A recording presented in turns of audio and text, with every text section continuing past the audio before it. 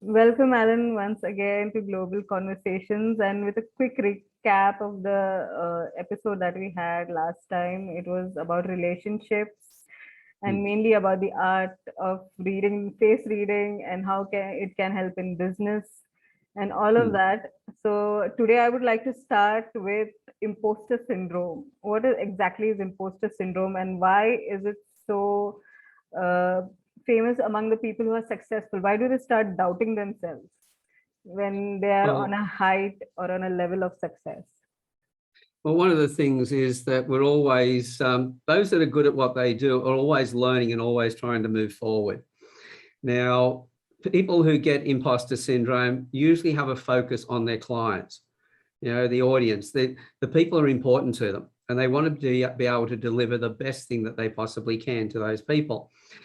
People who don't have, who aren't good at what they do, who are focused on themselves and don't really care about other people, they don't get imposter syndrome.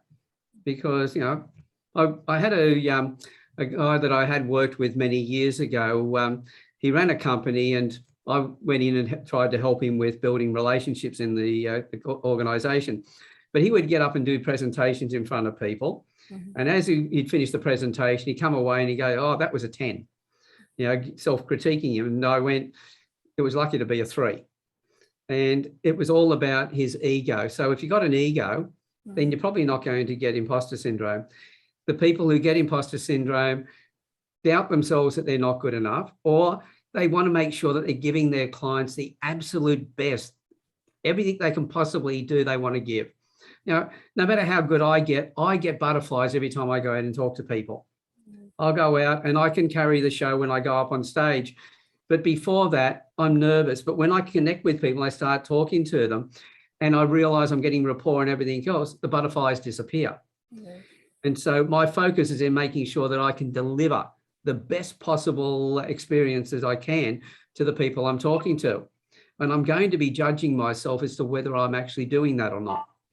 And so that becomes a priority for people who have want to do the best. And so, of course, they're going to then doubt themselves. They're going to go, have I done the best? Is there something else I could have done? What did I miss? And so getting that right is extremely important to them. So, is it somehow connected to anxiety and having panic attacks? Is it similar to that? That's it. Because if you've got imposter syndrome, you're doubting yourself. And when you doubt yourself, then you start getting the butterflies in the stomach, you start getting the nervous reactions to it. People can actually get skin complaints because skin rashes and things like that, Yes. if not caused by the environment, will be due to somebody doubting themselves. And it's a fear about not being good enough. And so anybody, as I say, who is focused on helping everybody around them will always go, am I doing the best that I could possibly do? And once you realize that, and I say to everybody, and I've had to tell myself this as well, when I go out and talk to people, I'm the authority. They don't know what I know. So whatever I deliver is going to be good, but it still doesn't stop me from feeling that little bit of, am I doing the best here for them? Because no matter how good they may think I am, I want to know that whatever I've delivered is the best possible information and therefore the best possible outcome for that presentation. Anything short of that, I go, ugh. This is one of the reasons why when I used to do workshops and I wouldn't have them recorded, now if the people who are running the event, I will get them to record it because every time I come off stage, I go, oh, that could have been better. And it's only when I watch the recording that I go, oh, that was good. But because I want to deliver the best, I'm going to doubt myself. I'm my worst critic. And you'll find the same thing with those that have imposter syndromes will be their worst critic as well. Right. This can be connected to childhood because when we are in school, mostly as students, we feel very insecure about our performance, and there's a lot of competition, and especially parents pressurizing the kids, always comparing them to a brighter student, and comparing them and saying that you're not performing like this one, or you're Mm. underpaid, and all of that. Mm. So how do students deal with the art of reading, or maybe come out of this kind of difficult situation, or maybe the stress that they face? in everyday life? Well, every parent wants the best for their child, and that's the first thing to realize. And that's why, we put a lot of pressure on our kids because we want them to do well.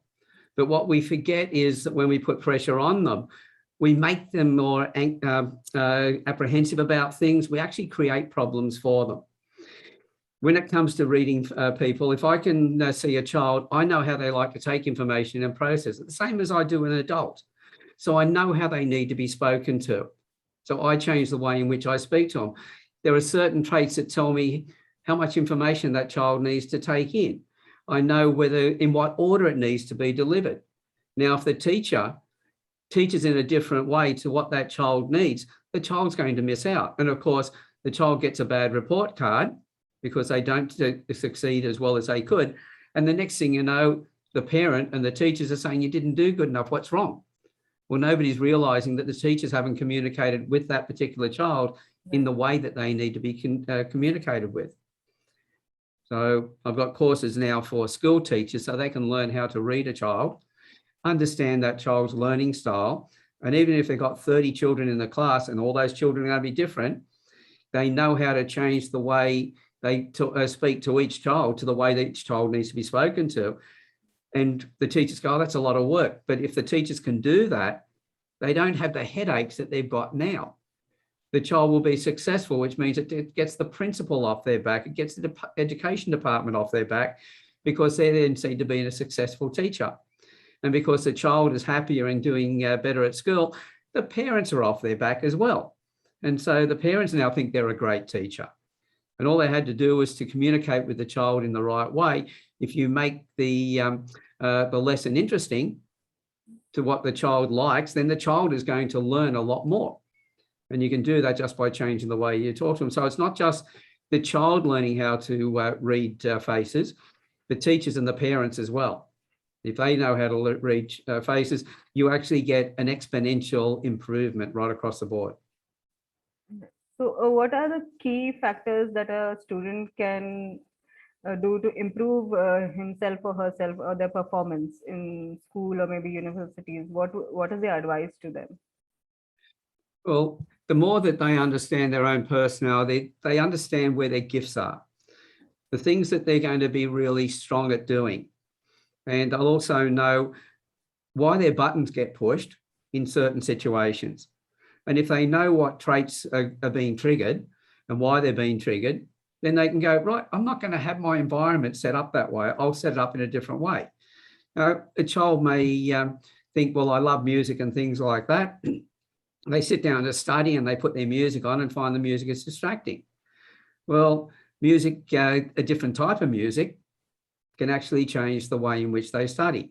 And understanding what traits they've got and how where the strengths are, they can set their environment up straight away so that they can study easier.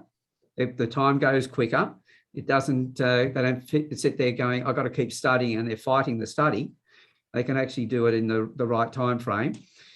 They also know how they learn information, so they can set up how they study. What times of the day. In what order they put things together. Do I wait until the end of the year and do my mass panic and do a very short period of study?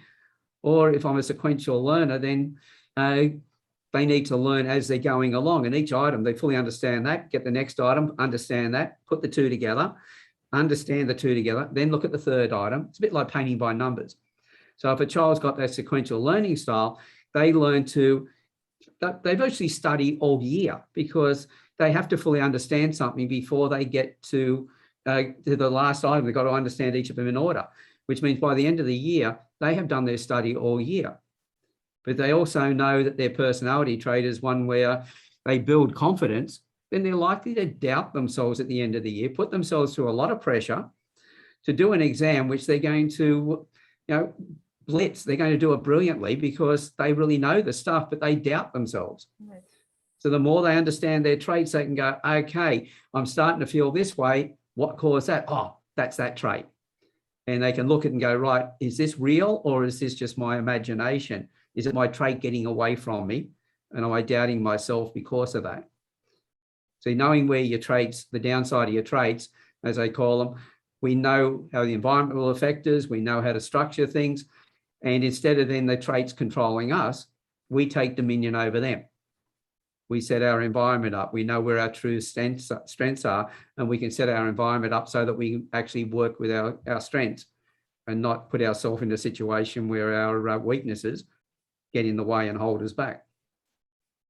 Right. So coming to the students, back to them, there is a lot of bullying also when you're in school. And you kind of, the weaker students, they are always targeted and they are triggered with certain incidents. So how can they overcome the insecurities that they have, and how can they face their bullies? Well, I'll give you an example. My 11-year-old granddaughter at the time, it's a couple of years ago now, had picked up one of her father's manuals and was reading through it. And she learned how to read people without me even taking her through the course itself. But later on, she's joined me, and now she's my youngest business partner. At the age of 13, we're working on some projects together. And she was unhappy for quite a bit because there was a bit of bullying going on at school. But each weekend when I got together and had a chat with her over Zoom, because she's in a different part of Australia, she was smiling more and more. And I asked her what was going on, and she went, well, I now understand some of the other kids. And so the ones that were pushing her buttons before, she now understands why they are the way they are. Before that, it was a 15-year-old boy that I'd trained, and he was the youngest one at that time.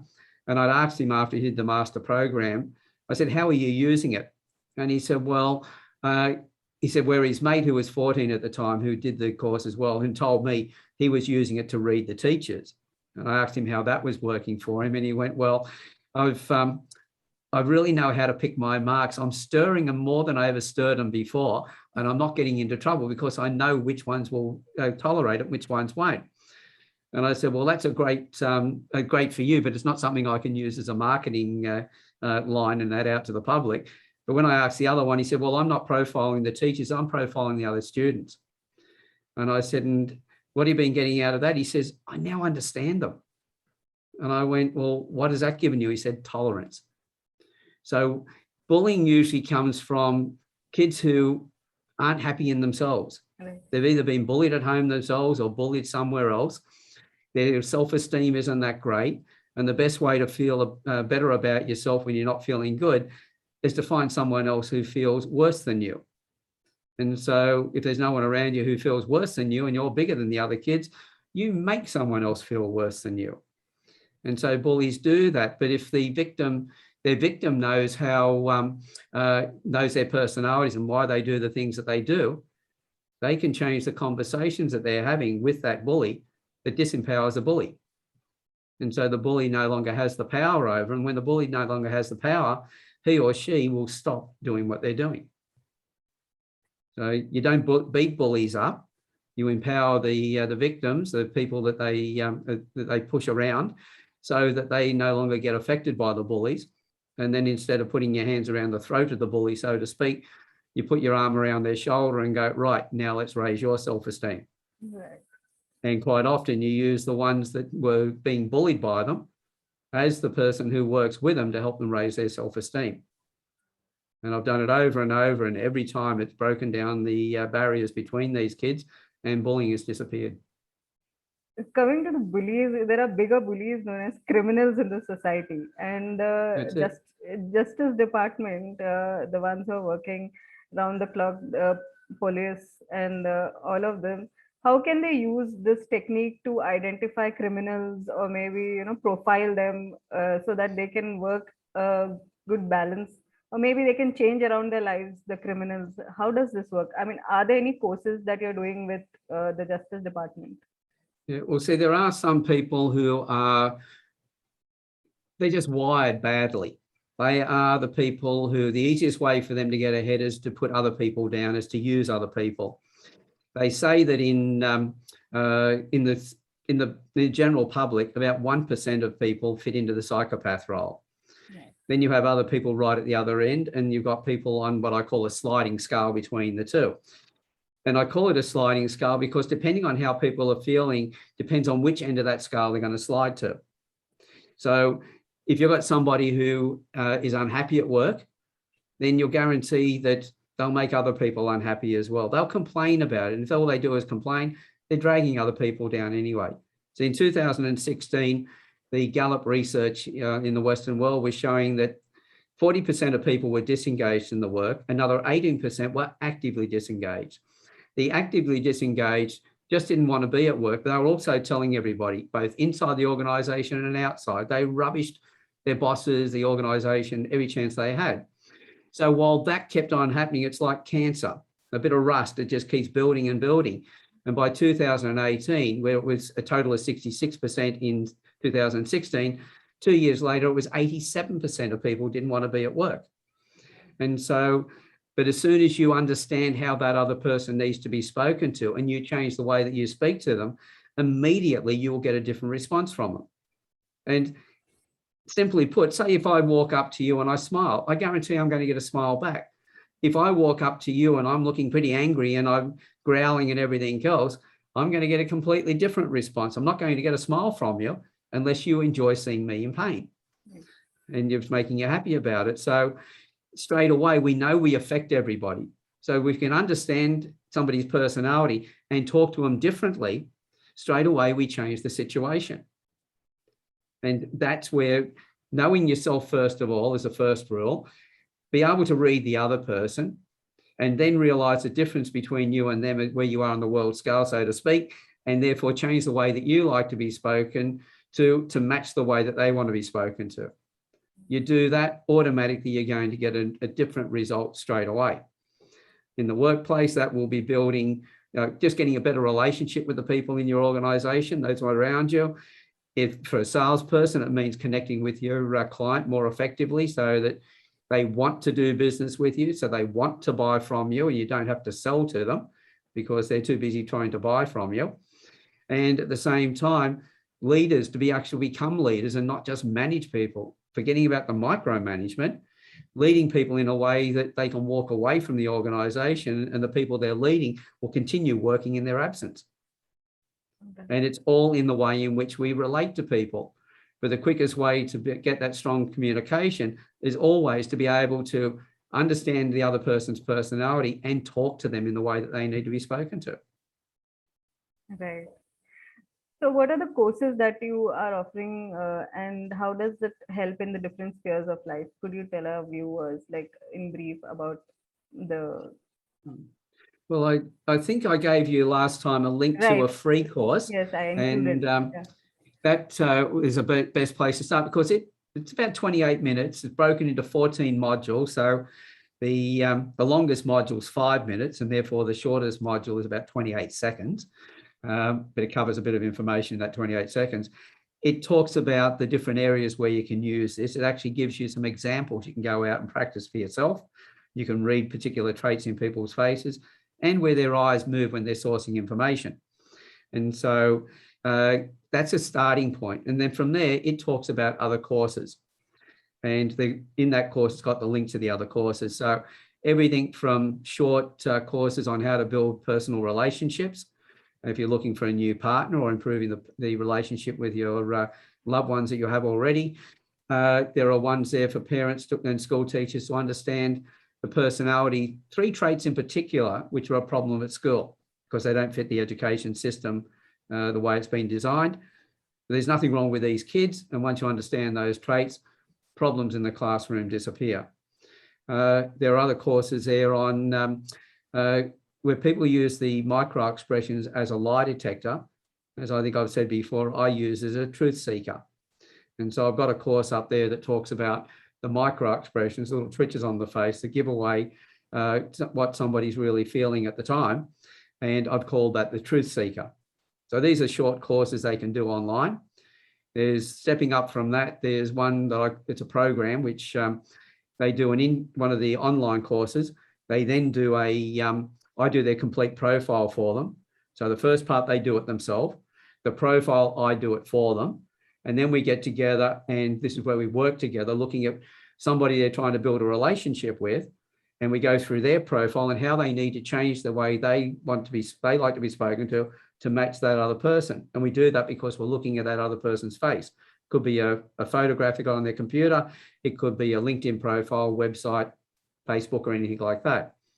And then from there, there's my master programs, which is usually taught to individuals or small groups. And in particular, my target is to create and train my competition, because we need more people doing what I'm doing, but they've got to be doing it right, or otherwise it ruins the reputation of what we're doing. It doesn't help their clients. And if I teach, and I therefore believe that I have a moral obligation to create and train those people. And so that competition. And if I do that, then automatically they're no longer my competition, they're a strategic alliance, because they then have access to all my resources as part of their business without having to have a franchise agreement with me or a licensing agreement. And they work as affiliate partners. So they make half of everything that they, where they use my material, they take half of the profits on that, plus the profits on their own coaching is totally theirs. Okay, that is a good business model. Yes. So before parting, what is the views and what is the message that you would like to give our viewers and listeners? And also any good book recommendation about this particular subject that we could read, or anything, any course, any extra course, any references that we could take as a good. Well, when it comes to courses, the best place I say to get started are the online courses I've got up on the platform. Obviously the smartest place to start is with the free course, because it's free. It's there. It only takes 28 minutes. It will then guide you to other courses, which ones, it'll point out which courses should fit each of the different people, depending on what they're looking for. They can go to my website and find out more there, and they can always contact me through the website, where I can then answer some of those questions. There are a lot of books out there on body language. Paul Ekman, who did all the research on the micro expressions, has written a lot of books. So there's a myriad of books out there. But one of the things that we find, most people don't read past page 30 on any book that they get. So the best way to do things is to jump into a program where they work with somebody. And that would be my 3-step program. Okay. Thank you so much, Alan, once again for being on my show, Global Conversations, and for your wonderful insights. Wish you a very good day and good evening. Have a wonderful week. Thank you very much. Thank you.